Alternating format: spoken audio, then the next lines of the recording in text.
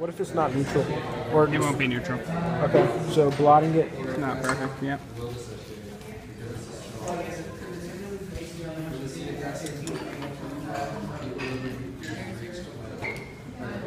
Okay, putting it in the green.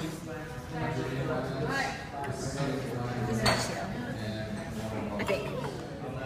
Okay, 6.94. Blotting it. Okay, and now yellow? Water again.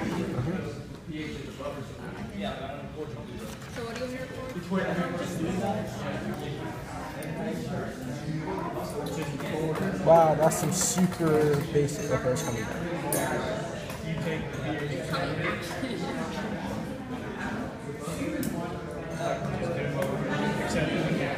Alright, that's good. We just have to wash it off.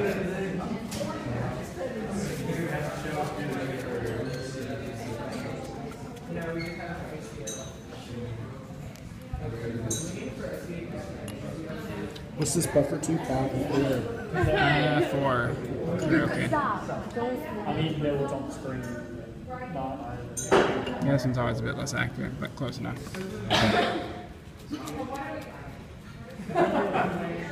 Back to water.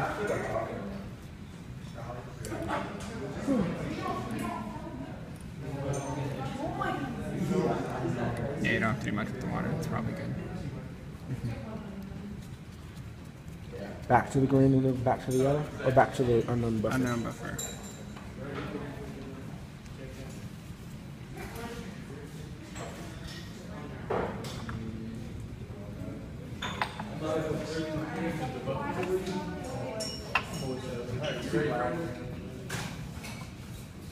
Alright, seems pretty stable. So now dot dry again. Then write down your 377 on the day table.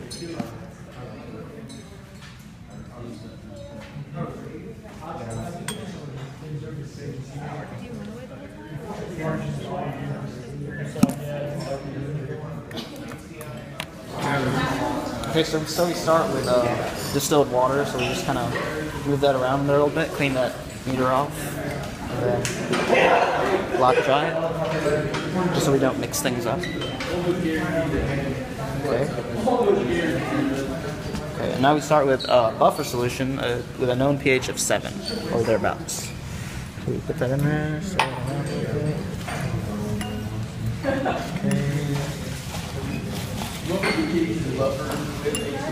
And our pH meter is slowly rising to 6 point, well, almost 7. Not exactly, but I mean that's pretty close for this lab equipment. Okay, so that's good. We got that. Let's dry that. Blot dry that. Clean that up a little bit.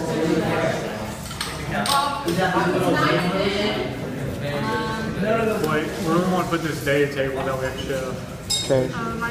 Let's do this one. This is another buffer solution with a known pH of 4. Let's put this in there. Stir it around. And then show the pH on the screen. Okay, that dropped past 4, but Or something, I guess. okay, that's about 4. That's close enough. Let's call it that. So we clean this off. Put it in our distilled water. That's clean. Dab that off again. Okay. Okay, so our unknown this time is orange juice. So let's stick that in there, move that around a little bit. Wait for that number to settle.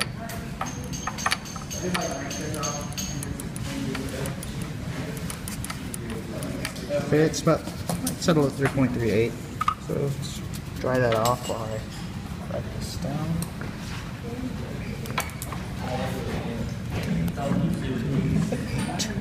Okay, that's our pH. Alright, so you're going to be using a pH meter.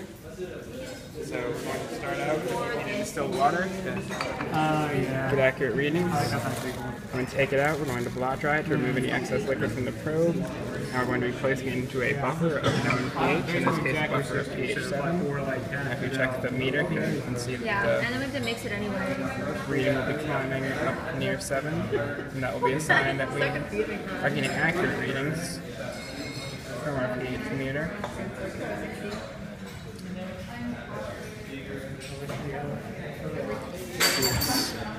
Getting to stabilize here.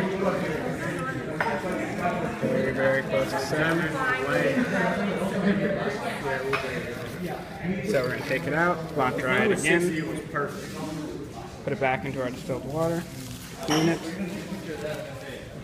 blot dry it yet again, and now we're going to submerge it in another buffer, in this case a buffer of pH 4, because we're going to be using acidic species later on. I'm going to let the pH reading stabilize here, again very close to the desired pH, so we know that we're going to get fairly accurate readings. Blot dry it again. Now we're going to submerge it into our unknown solution, in this case a solution of apple juice. And wait for the pH reading to stabilize.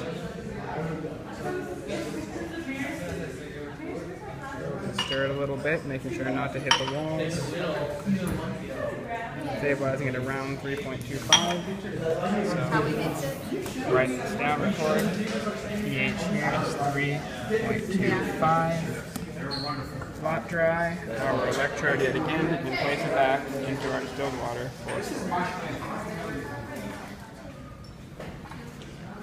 I'm going to test the pH of this solution.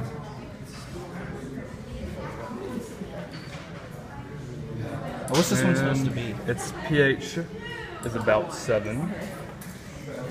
So that's supposed to be 7? Right.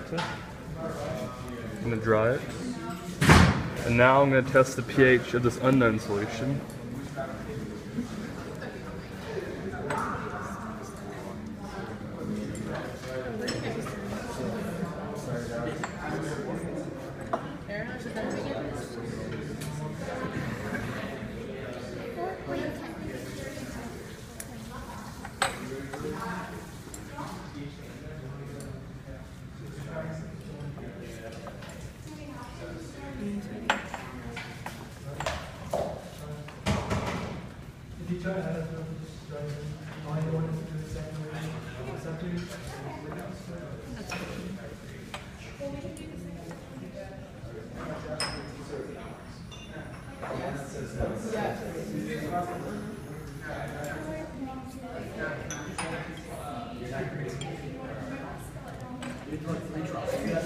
And the pH of this solution is about 2.7. So unknown pH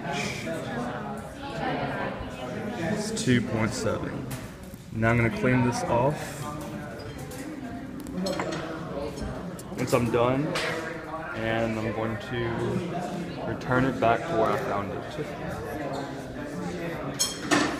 Yeah, there's a question about that. Because I was going to suggest skipping it.